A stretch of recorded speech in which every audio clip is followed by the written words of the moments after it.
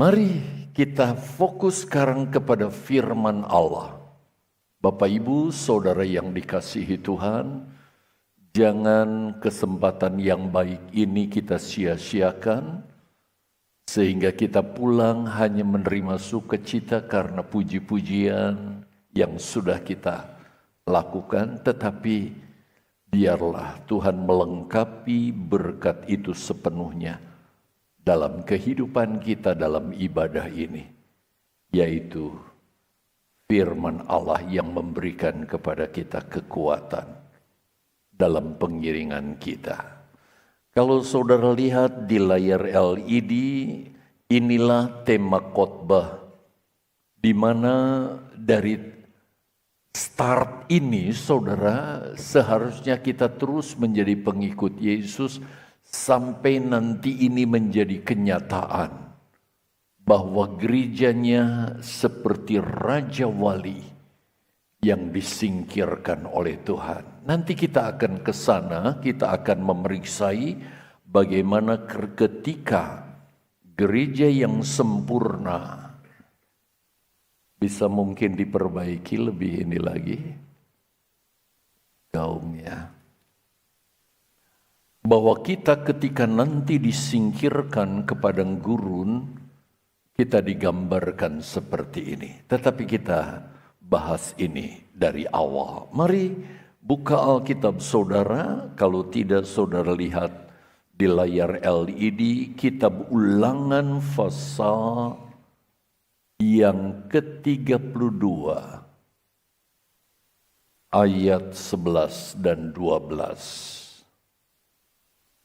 Tes 1, 2, 3, 1, 2, 3. Mudah-mudahan ya semakin baik. Saya membaca, saudara perhatikan dengan saksama. Laksana Raja Wali menggoyang bangkitkan isi sarangnya. Melayang-layang di atas anak-anaknya. Mengembangkan sayapnya, menampung seekor, dan mendukung di atas kepaknya. Demikianlah siapa? Tuhan sendiri menuntun dia, menuntun kita, menuntun orang-orang percaya. Dan tidak ada ilah asing menyertai kita. Karena kita hanya punya satu Tuhan yang kita kenal di dalam Yesus Kristus. Dan kita tidak mengenal ilah-ilah lain seperti dunia ini. Nah, Bapak Ibu Saudara yang dikasihi Tuhan, tidaklah berlebihan bila kita baca dalam firman Allah. Kalau Allah menganalogikan diri kita, orang-orang yang percaya, dan juga Allah menganalogikan dirinya dengan gambaran seperti seekor induk Raja Wali dengan anak-anaknya. Induk Raja Wali dengan anaknya tidak ada beda kan? Sama-sama burung. Cuma beda statusnya, yang satu induk sebagai ibunya, yang satu anak sebagai anaknya. Inilah gambaran yang Tuhan berikan tentang diri kita dengan Allah. Tidak digambarkan seperti seekor Raja Wali dengan bebek gitu. Atau dengan yang lainnya. Tetapi kita lihat seperti induk Raja Wali dengan anaknya, anak Raja Wali. Luar biasa Allah menggambarkan nilai seorang anak Tuhan di matanya. Begitu tinggi, begitu berharga, begitu mulia. Dan Bapak Ibu Saudara yang dikasihi Tuhan, kalau kita baca ayat pokok yang kita bahas pada sore hari ini, di mana ayat ini menjelaskan kepada kita bagaimana cara Allah memimpin umat Israel ketika mereka dijajah di tanah Mesir dengan jajahan yang begitu berat. Lamanya berapa? Saya pernah singgung, 400 tahun dijajah. Dan cara Mesir menjajah bangsa Israel, saudara, dengan cara yang begitu tidak berperi kemanusiaan. Kenapa? Karena mereka bisa memperlakukan orang Israel dengan sesuka hati mereka, tanpa dibebani dengan keharusan membayar gaji yang pantas. Seperti misalnya di Indonesia harus ada batasan UMR-nya. Kalau tidak, itu bisa jadi masalah.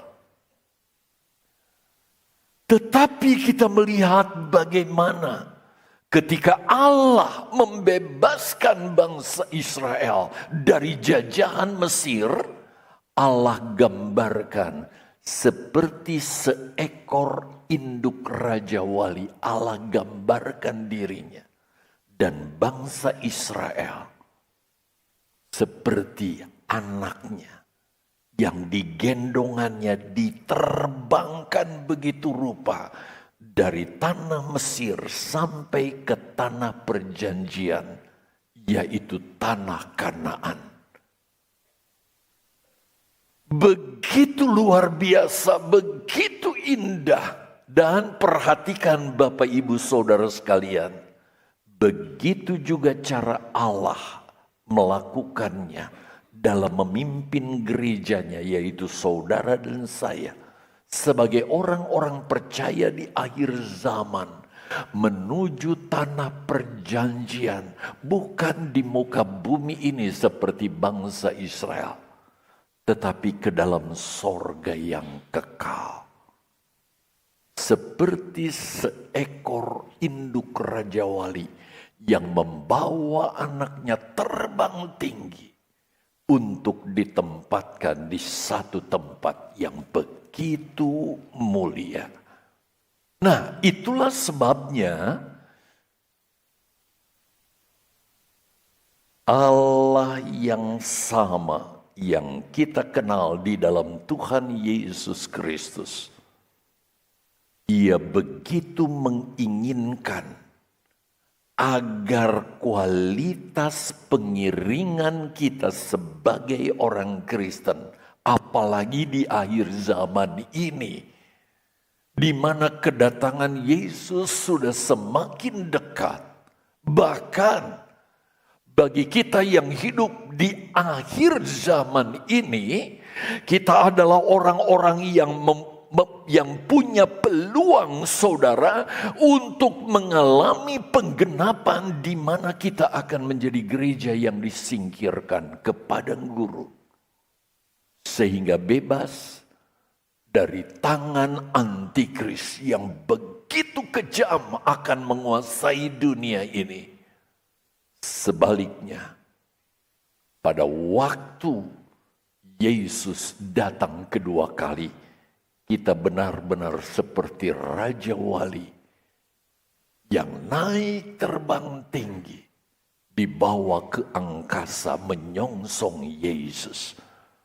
Bapak Ibu Saudara yang dikasihi Tuhan, itulah sebabnya sebagai pengikut Kristus, jangan kita sekedar jadi orang Kristen lalu kita merasa cukup, kita sudah jadi orang Kristen. Ada jaminan di dalam firman Allah bahwa kalau kita percaya kepada Yesus kita akan selamat. Itu betul. Tetapi kita tahu bahwa tidak sedikit orang yang gagal nanti di akhir zaman Karena kualitas kekristenannya, mereka harus berhadapan dengan antikristus. Dan akhirnya mereka kehilangan keselamatan karena tidak memiliki daya tahan. Tapi kalau kita menjadi jemaat berkualitas burung Raja Wali, kita dijamin terpelihara di dalam Dia. Nah, bagaimana gambaran Kristen Raja Wali? Baik yang ditulis di dalam Perjanjian Lama maupun Perjanjian Baru. Sebenarnya ini banyak sekali saudara, tetapi nanti di lain kesempatan gambar-gambar itu, bukan gambar ini ya, maksudnya analogi-analogi itu akan saya tampilkan dalam penyampaian kebenaran firman Allah. Saya akan jelaskan. Nah, sekarang kita mau melihat saudara, bagaimana gambaran orang Kristen Raja Wali. Mulai kita bahas dari Perjanjian Lama, ya, yaitu kita buka di dalam kitab Yesaya pasal yang ke-40. Saudara perhatikan ayat yang ke-30 dan 31. Yang ada di tayangan ini ayat 30. Ayat 31-nya sebentar kita lihat. Kita baca dulu ayat 30. Dikatakan begini. Orang-orang muda menjadi lelah dan lesu, dan teruna-teruna, yang dimaksud teruna ini anak-anak muda pilihan yang tentu lebih gagah, lebih kuat, lebih hebat saudara. Tetapi dikatakan teruna-teruna itu akan jatuh tersandung karena enggak kuat. Lalu bagaimana? Menurut ayat yang ke-31, tetapi perhatikan, orang-orang yang menanti-nantikan Tuhan mendapat kekuatan baru. Mereka seumpama apa? Raja Wali yang naik terbang dengan kekuatan sayapnya. Mereka berlari dan tidak menjadi lesu. Mereka berjalan dan tidak menjadi lelah. Wow. Kalau kita jadi Kristen Raja Wali, kita menerima jaminan yang luar biasa. Apapun saudara tidak bisa membuat kita menjadi lelah tak berdaya sehingga akhirnya jadi mangsa antikris, tetapi kita akan berkemenangan kalau kita jadi orang Kristen berkualitas Raja Wali. Baik, dari ayat ini yaitu ayat 31, saudara perhatikan, saya ingin mempelajari kalimat pertama.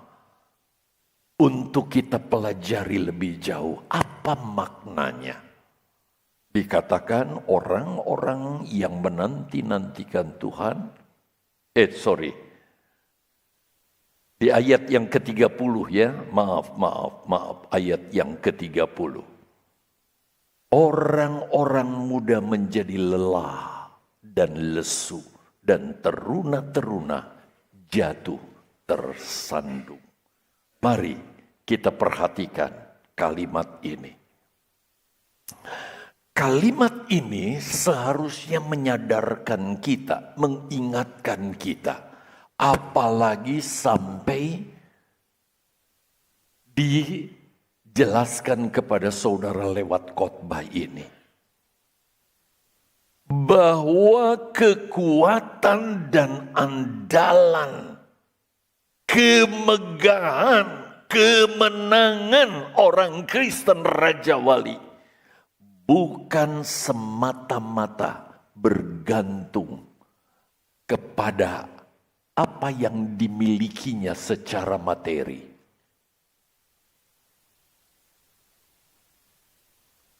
Apa yang dimilikinya dalam bentuk kedudukan. Kita melihat kan, 3 kelompok bersaing kan untuk menempati orang nomor 1 di Indonesia. Dan orang banyak menganggap kalau saya ada posisi itu, maka saya akan menjadi orang yang paling berkuasa dan gak ada yang bisa utik-utik saya. Tetapi di akhir zaman, kekuatan kita sekali lagi bukan karena masalah materi, bukan masalah kedudukan, dan bukan masalah-masalah lahiriah lainnya. Tetapi Bapak Ibu Saudara yang dikasihi Tuhan, saya langsung saja. Apa yang dikatakan firman Allah. Orang-orang yang menanti-nantikan Tuhan. Jadi bukan orang yang bergantung kepada kekuatannya, materinya, kedudukannya, pengaruhnya. Tetapi orang-orang yang menanti-nantikan Tuhan mendapat kekuatan baru sehingga mereka berlari dan tidak menjadi lesu. Mereka berjalan dan tidak menjadi lelah. Saya harus jelaskan ini sejelas mungkin kepada saudara supaya jangan sampai saudara ada yang salah tafsir. Jemaat Kristen Raja Wali adalah jemaat yang tahu menanti-nantikan Tuhan dalam hidupnya. Sehingga saudara, tantangan seberat apapun, masalah sesulit apapun, bahkan ujian dan kesukaran apapun, semua itu tidak membuat dia menyerah kalah dalam pengiringannya kepada Yesus. Lalu kita menjadi orang-orang yang berkompromi dengan kejahatan, dosa. Bahkan antikris sangat mengerikan saudara. Dalam hal ini saudara perhatikan. Bukan berarti, oh kalau gitu orang-orang Kristen itu gak perlu materi, kedudukan, pangkat, dan sebagainya. Sama sekali tidak. Untuk isi perut kita, ya kita harus bekerja dapat uang. Sebab kalau dengan tanpa uang kita nggak bisa beli sesuatu untuk kebutuhan kita, bukan? Demikian juga kalau memang kita punya peluang untuk menduduki satu posisi di mana kita bisa menjadi orang yang berpengaruh atas lingkungan kita. Kenapa tidak? Itu sebabnya kita sekolahkan anak kita. Itu bukan sesuatu yang salah. Untuk kita dapat sesuatu sehingga kita bisa buka bisnis atau lakukan bisnis yang memberi keuntungan kepada kita. Dan kita bisa, saudara, memenuhi apa yang jadi kebutuhan kita. Itu bukan hal yang salah. Bukan hal yang keliru. Tetapi itu semua tidak bisa kita jadikan sebagai andalan kita untuk kita menjamin bahwa kita nanti akan mulia bersama Yesus di sana. Justru mungkin nanti kita akan lihat orang-orang yang dulu mantan penguasa, mereka nanti saudara akan menderita dengan penderitaan yang luar biasa di dalam neraka. Karena apa? Semuanya itu tidak menjamin mereka untuk mereka aman, bahkan diselamatkan. Tetapi sebagai pengikut Yesus, apalagi kita di akhir zaman,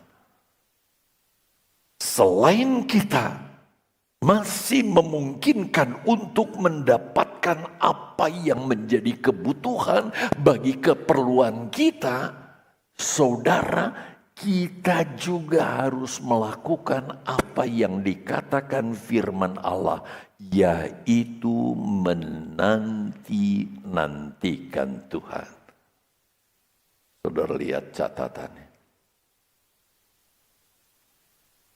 Jadi saudara mungkin sekarang dengan bisnis saudara, puji Tuhan, saudara masih bisa eksis sampai sekarang ini. Tetapi saudara jangan jadikan itu andalan untuk kehidupan saudara di masa depan. Karena itu tidak akan pernah menjamin kita. Tetapi yang kita harus lakukan di samping itu adalah menanti-nantikan Tuhan. Nah, sekarang kita bahas apa sih yang dimaksud menanti-nantikan Tuhan, Pak Pendeta? Apakah sebagai orang Kristen kita harus terus ada di gereja? Oh, bukan itu maksudnya, saudara. Kata menanti-nantikan Tuhan, perhatikan. Di dalam bahasa Ibrani, bahasa perjanjian lama, jadi Yesaya 40 ayat 30 dan 31 itu ditulis dalam bahasa Ibrani. Kata menanti-nantikan Tuhan dipakai kata tulisannya, spellnya, dalam bahasa Indonesia kita sebut K-A-V-A. Tapi kalau dibacanya, seperti ini lafalnya, kaufau. Apa kaufau itu? Bahasa Ibrani sih. Tapi kalau kita lihat dalam bahasa Inggris dipakai kata seperti ini, kalimat seperti ini. To bind together by twisting. Yang artinya dalam bahasa Indonesia, saudara lihat artinya. Apa? Menjadikan satu dengan cara seperti orang yang memintal atau melilitkan diri. Dari kalimat ini kita mengerti, saudara, ini harus kita sadari.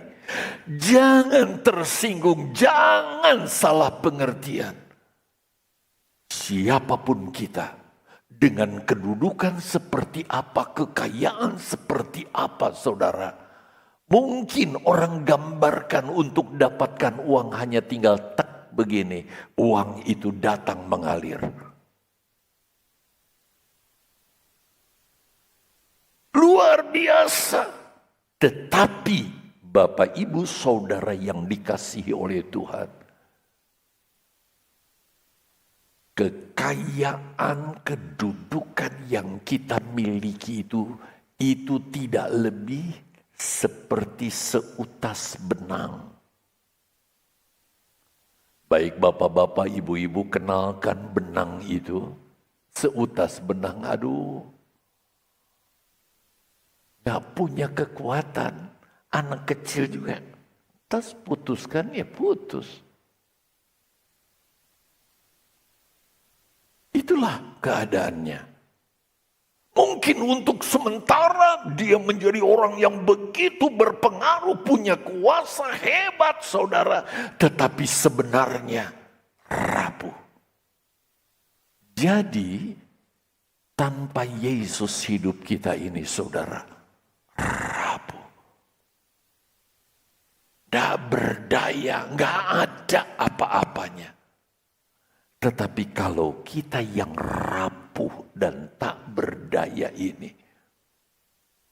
lalu kita melilitkan diri kepada sesuatu yang kuat, yang solid, yang gak bisa dipatahkan, yang gak bisa diputuskan dan sebagainya, maka kekuatan itu akan menjadi kekuatan dari benang yang rapuh itu.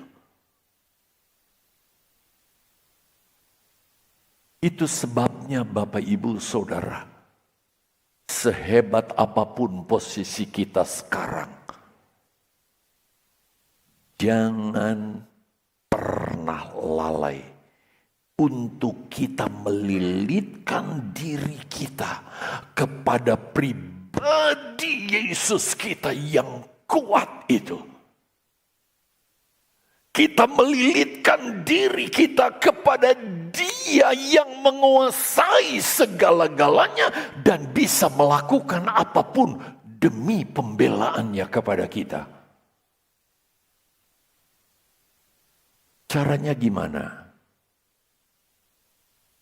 Kedatangan saudara seperti yang saudara lakukan sekarang ini, saya berharap saudara bukan cuma sekedar berkata, aduh kalau nanti saya nggak datang ketemu Bapak Gembala, staf Gembala ditanyain, kok nggak datang, sampai mungkin dibesuk, dikunjungi, di WA, ditelepon dan sebagainya. Saudara segan, kalau begitu ke gereja aja, sehingga ke gereja saudara motivasinya seperti itu.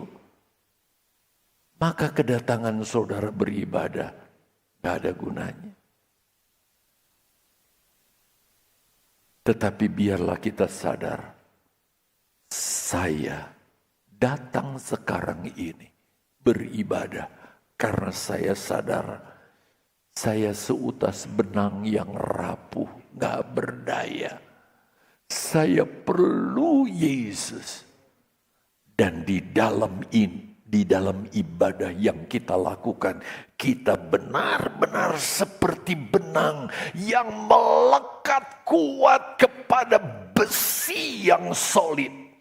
Sehingga tidak ada satupun kuasa yang bisa saudara menggeser, merusak, bahkan menghancurkan posisi kita. Karena kekuatan dari besi itu akan menjadi kekuatan kita. Itu juga di dalam saudara berdoa. Kalau saudara dianjurkan berdoa, sama sekali tujuannya bukan untuk supaya rame, supaya banyak. Tetapi tujuannya adalah untuk saudara sendiri. Karena ketika saudara melilitkan diri saudara di dalam doa, maka saudara akan mendapat aliran kekuatan ilahi di dalam diri saudara. Dan saudara akan jadi orang-orang berkemenangan. Demikian pun ketika persekutuan saudara dengan firman-Nya. Sehingga benar-benar firman itu ada di dalam diri saudara. Dan saudara ada di dalam firman Allah. Tadi pagi saya katakan, biarlah ibadah, doa, renungan firman Allah itu bukan hanya ketika kita lakukan, ketika kita ibadah, ketika kita berdoa dan merenungkan firman Allah, sesudah itu selesai. Tetapi dimanapun kita berada, kita tetap dalam kondisi sadar, Tuhan, saya perlu Engkau. Sehingga enggak salah saudara. Ketika saudara bekerja dalam hati saudara, kalau saudara ucapkan itu mungkin nanti orang tengok bertanya, ngomong apa orang ini, kok orangnya gak beres ini ngomong sendirian. Saudara bisa katakan dalam hati, Yesus tolong saya. Yesus, sertai saya. Yesus, bela hidup saya. Bapak-bapak sedang berkendaraan sendiri. Jangan tutup mata dalam berdoa, tapi panggil nama Yesus. Tetap melilitkan diri dengan pribadi Yesus yang kuat dan berdaya tahan itu. Maka Tuhan yang maha segalanya itu, Dia akan memberikan kepada kita kekuatannya. Dia akan memberikan kepada kita kuasanya. Dia akan memberikan kepada kita pertolongannya dan pembelaannya. Sehingga kita digambarkan seperti orang-orang yang benar-benar saudara berdaya tahan, berkemenangan dalam kondisi seperti apapun. Tadi pagi saya sempatkan saudara untuk membuat ilustrasi itu. Saya pakai saja mic siapa ini nggak tahu. Nah, yang saya ilustrasikan ini bukan seutas benang, tetapi kabel, ya, yang tentu lebih kuat dibandingkan dengan benang. Tapi nggak apa-apa. Cuma kita lihat kekuatan kabel ini sampai di mana, ketegarannya sampai di mana. Jangankan saya, cucu saya Ilin bisa kali membengkok-bengkokkan. Apalagi semua-semua kalau di tangan dia maunya digigit saudara. Tetapi coba ketika kabel yang lemah ini, dia melilitkan diri. Aduh gimana caranya? Oh gini aja. Melilitkan diri kepada besi mic yang kuat ini. Siapa orang paling kuat di sini bisa bengkokan? Kabel yang oleh tangan saya tadi dengan mudah saya bengkok-bengkokan. Tapi ketika dia menyandarkan diri kepada besi yang kuat, saya nggak mampu bengkok-bengkokkan dia lagi. Demikian diri kita yang lemah dan rapuh, bahkan tak berdaya ini. Ketika kita menjadikan Yesus sebagai andalan hidup kita. Itu sebabnya ada nyanyian kan, bersandar berharap kepada Yesus. Seringkali kita nyanyikan dengan Yesus adalah naungan kita, perlindungan kita. Itulah maksudnya dalam kehidupan kita. Dan jaminan Tuhan kalau kita jadi Kristen seperti ini, wow, luar biasa. Apalagi nanti kalau kita bahas ya ayat-ayat firman-Nya tentang bagaimana gereja yang dilindungi dan disertai Yesus dengan luar biasa itu. Sekarang kita langsung saja lanjut ke bagaimana Kristen Raja Wali ditinjau dari Perjanjian Baru. Ada ayat-ayat yang secara khusus menjelaskan tentang Raja Wali di Perjanjian Lama, di Perjanjian Baru. Tetapi untuk kali ini saya mengajak saudara melihat Yohanes pasal 20 ayat 1 sampai 10. Bagaimana ketika murid-murid ada di kubur Yesus, ketika berita kebangkitan Yesus itu mereka dengar. Di situ kita bisa melihat kualitas murid yang satu berbanding dengan murid yang lain. Kalau ada Alkitab di tangan saudara, bagus sekali nanti kalau di rumah saudara baca dan teliti lagi ya. Kita teliti saja atau kita pelajari dengan cepat ya bagian ini. Baik, saya ingin ajak saudara melihat ayat yang pertama dan ayat yang kedua.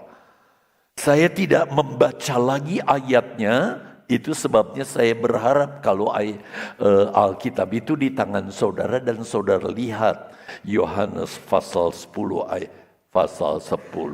Mestinya pasal 20 ya, ayat 1 dan 2.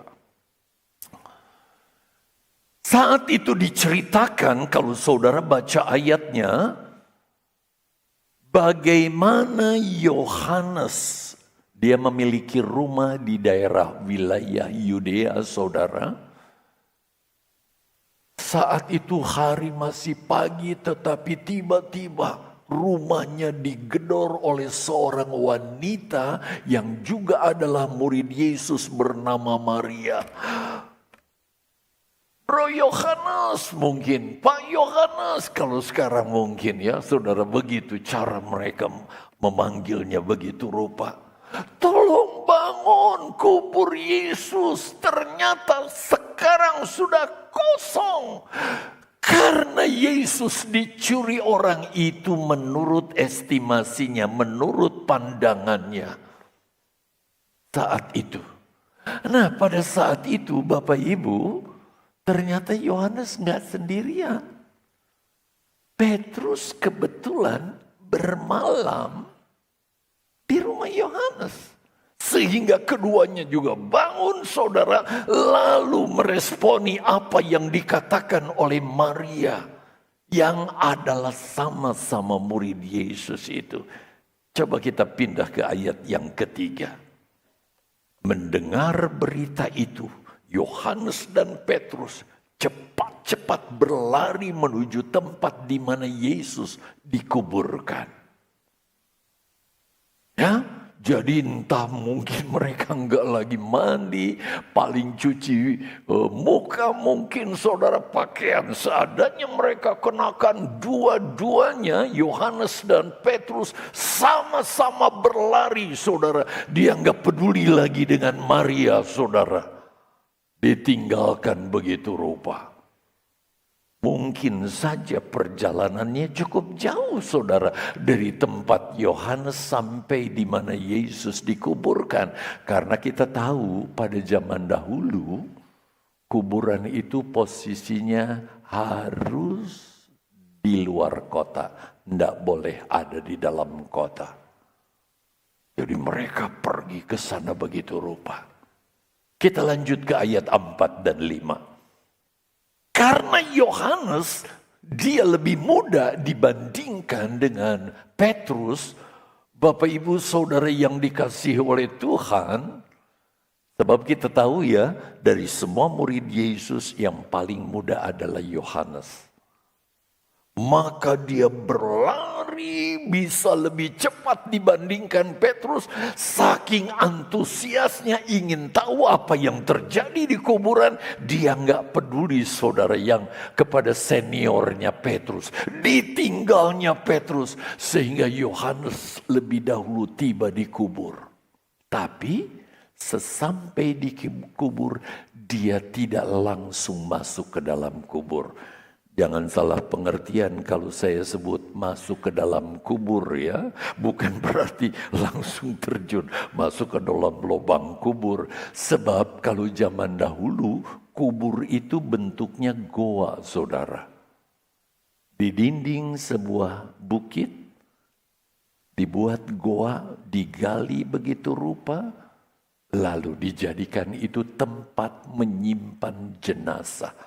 Satu goa bisa 3-4 orang saudara. Mungkin beberapa saudara kita yang pernah bersama ikut rombongan ya. Karena Mahanaim sempat beberapa kali ya pergi ke tur ke Israel. Untuk staf tinggal Pak Gideon. Wah saya punya beban ini. Harus membawa Pak Gideon. Sebab staf yang lain sudah pernah ke sana. Jadi seperti itu keadaannya saudara. Nah ketika Yohanes tiba, dia tidak langsung masuk tapi meneliti apa kira-kira yang ada.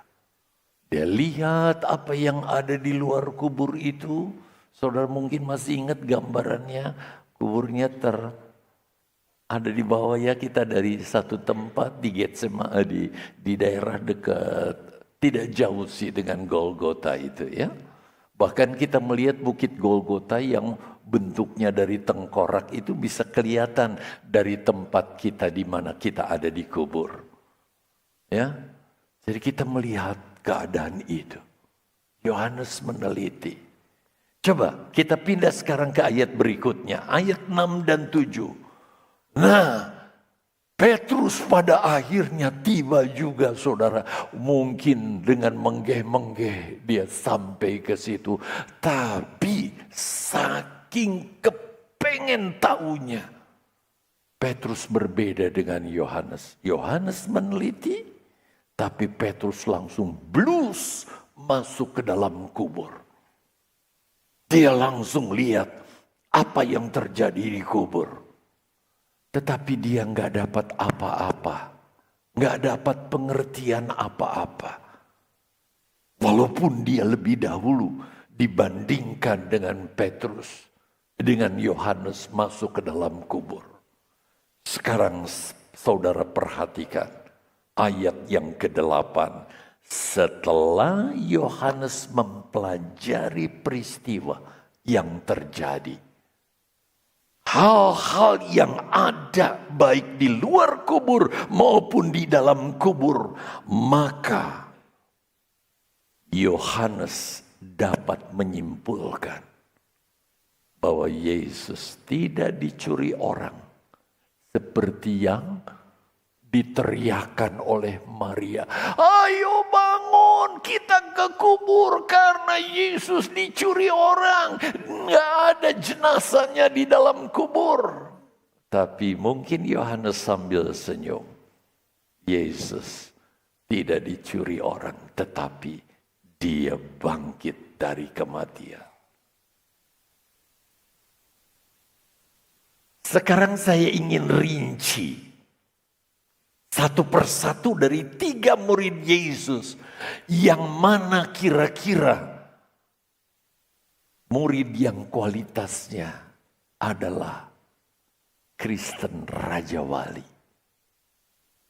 Kristen yang kualitasnya Raja Wali. Kita mulai dengan Maria. Dari sejak datang ke rumah Yohanes, ketemu Yohanes dan Petrus. Berlinang air mata. Mungkin ketika ditinggal oleh Yohanes dan Petrus, sambil berjalan kembali ke kubur dia pun menangis.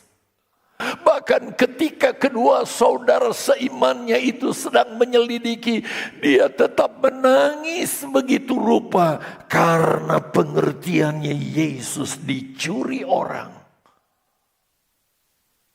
Aduh, sangat menyedihkan ya. Kalau orang dalam kekristenannya kondisi atau kualitas rohaninya seperti ini. Padahal Allah sedang melakukan perkara yang dahsyat. Dia nggak mengerti, dia menangis. Kita pindah ke Petrus.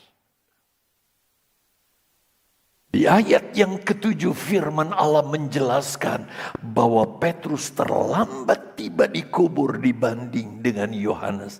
Tetapi setiba di kubur Petrus juga gak ngerti apa-apa. Dia gak ngerti apa-apa. Tetapi kita lihat Yohanes dalam ayat yang ke-6 dan ayat yang ke-7. Kita bandingkan Yohanes, Petrus, dan Maria. Kita baca dulu ayat 6 dan 7. Ia, Yohanes, melihat kain kapan terletak di tanah. Sedang kain peluh, sapu tangan, penutup wajah. Jadi gini saudara modelnya. Kain kapan seperti pocong ya. Dibungkus begitu. Seperti tetangga sebelah. Kalau menguburkan jenazah kan gitu. Dengan kain kafan dililit seluruh tubuhnya. Tapi untuk bagian wajahnya nggak ditutup. Nggak dibebat begitu sampai mukanya. Tapi ditutup dengan kain peluh, pakai istilahnya. Seperti sapu tangan ditutupkan ke wajahnya. Dikatakan di situ kain peluh yang tadinya di kepala Yesus tidak terletak dekat kain kafan itu. Tetapi saudara lihat agak di samping di tempat yang lain dan sudah tergulung. Saudara, kalau saudara masuk ke kubur, nanti kalau kita tur ke sana, saudara masuk ke dalam kubur, kalau tidak salah itu kapasitasnya untuk 2 atau 3 orang kalau tidak salah. Itu seperti kayak kita di sini, kemudian ada tempat yang lebih tinggi, setinggi amben, setinggi tempat tidur. Begitu. Untuk 2 atau 3 kalau tidak salah tempat di mana dikubur Yesus milik siapa? Simon. Hah? Nah itu dia. Harus itu. Ternyata ketika Yesus dibangkitkan saudara, kain pembungkusnya tidak dalam keadaan berantakan tetapi sudah terletak di tanah dan kain penutup wajahnya dia sudah tercecer jauh dan dalam keadaan tergulung. Dimungkinkan setelah Yesus bangkit, di mana cara dibangkitkannya, saudara lihat.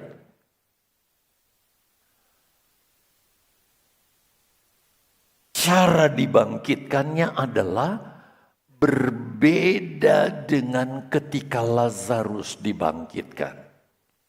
Saya beri perbandingan untuk memberi pengertian kepada saudara bagaimana ketajaman mata Yohanes secara rohani. Ini menggambarkan kepada kita mata Raja Wali menggambarkan mata orang Kristen yang memiliki ketajaman ilahi dalam melihat perkara-perkara, apalagi yang supranatural. Mempunyai pandangan ilahi. Saudara, saya bandingkan dulu ya dengan Lazarus. Ketika Yesus suruh orang, setelah dia berkata, Lazarus, keluarlah. Maka keluarlah Lazarus dari kubur. Mungkin dia berusaha saudara karena kedua kakinya dibebat dengan kain kafan seperti pocong itu. Jangan-jangan dia jalannya begini. Persis pocong enggak saudara? Mungkin kayak begitu. Sampai akhirnya Yesus berkata, tolong lepaskan dia dari keadaan itu. Atau mungkin dia juga lompat-lompat begini. Karena gak bisa bergerak.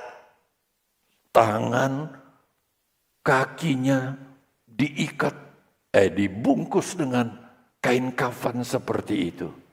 Tetapi saudara, ketika Yesus bangkit, posisi kain kafan itu berpindah dari tempat di mana tadinya dia diletakkan sekarang ada di tanah.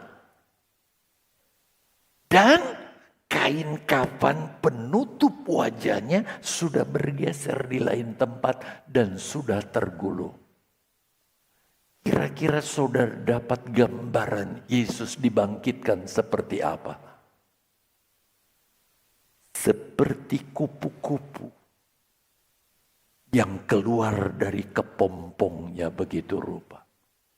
Tadi pagi saya umpamakan ketika Yesus ingin menemui murid-muridnya yang sedang beribadah dalam ketakutan mereka kunci semua pintu. Sehingga mungkin Yesus ketok-ketok. Murid-muridnya, aduh ada orang kotok-kotok, jangan peduliin, biarin aja supaya dia gak bisa masuk.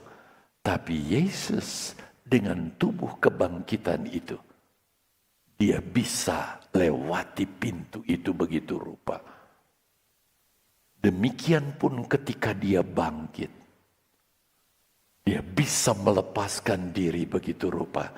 Sebab itu kain penutup wajahnya bergeser di lain tempat.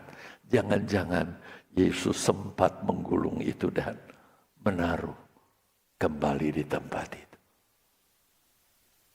Ketika Yohanes melihat itu semua, langsung dia berkata, Yesus tidak dicuri orang. Tetapi dia bangkit lewat dia punya ketajaman mata ilahi. Nah, ini sungguh kita butuhkan di akhir zaman ini. Sehingga kita gak mudah terkecoh, saudara, dengan segala tipu daya dunia dan kejahatannya ini. Kita dapat menilai segala sesuatu bukan dengan pandangan jasmani ini, tetapi pandangan ilahi. Karena dia menggendong kita. Karena kita melilitkan diri kepada dia. Sehingga hubungan antara kita dengan dia tidak ada satupun yang bisa memisahkan kita. Kita menjadi orang-orang yang berkemenangan di dalam dia. Dan kita menjadi gerejanya yang memiliki daya tahan. Itu sebabnya Yesus pernah mengecam saudara, orang-orang Yahudi. Dan hendaknya ini jadi peringatan kita sekalian. Agar kita pun mawas diri. Jangan sampai kita mendapat kecaman yang sama. Karena kita tidak mempunyai pandangan ilahi dalam kekristenan kita. Yuk, sebagai ayat penutup, kita buka Lukas pasal 12 ayat 56 dan 57. Enaknya kita baca bersama ya. Supaya saudara yang diam selama ini sekarang mulai terbuka lagi mulutnya. Yuk, tadi kan menyanyi, wah enak sekali saudara ya. Sekarang buka semua mulut dan baca ayat ini bersama-sama. 2, 3. Hai orang-orang munafik, rupa bumi dan langit kamu tahu menilai. Mengapakah kamu tidak dapat menilai zaman ini? Dan mengapakah engkau juga tidak memutuskan sendiri apa yang baik dan benar? Saudara yang dikasihi Tuhan, biarlah kita punya penilaian yang bukan datang dari manusia, bukan dari pengetahuan dunia ini, bukan sekedar dari informasi, dari manapun informasi itu, tetapi kita benar-benar mempunyai pandangan ilahi, sehingga kita tahu memutuskan apa yang benar. Bahwa keputusan kita itu enggak salah. Keputusan kita enggak keliru. Keputusan kita adalah sesuai dengan apa yang Dia inginkan. Karena benar. Mengapakah engkau juga tidak memutuskan sendiri apa yang benar? Mungkin ada di antara kita harus memutuskan sesuatu yang menurut pertimbangan saudara, bagaimana kalau saya putuskan ini, nanti begini, nanti begini. Tetapi saudara, kalau kita punya betul-betul mata ilahi, mata Raja Wali, sebab keistimewaan Raja Wali, saya lupa sebut ini, Konon dikatakan, saudara, dari ketinggian yang luar biasa, seekor Raja Wali, dia bisa melihat seekor tikus di hutan Amazon. Tikus itu lagi merayap. Maka dari ketinggian dia meluncur cepat. Dan dia menyambar mangsanya itu. Ketajaman matanya. Demikian mata gereja Tuhan. Kita akan menjadi orang-orang yang tahu apa yang ada di hati Yesus. Melalui pandangan ilahi yang Tuhan taruh di dalam diri kita. Saya tertarik dengan nyanyian tadi sebelum firman Allah. Ku hidup karena percaya, karena iman. Kau yang berjanji setia. Kita punya pengharapan gak akan sia-sia di dalam Yesus, percayalah saudara.